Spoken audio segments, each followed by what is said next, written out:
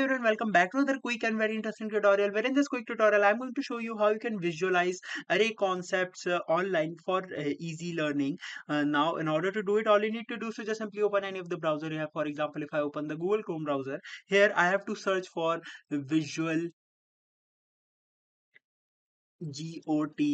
got.net. Once I write this URL, just simply open the website that appear right in front of you. Maybe there's some issue. It's not got, it's visualco.net.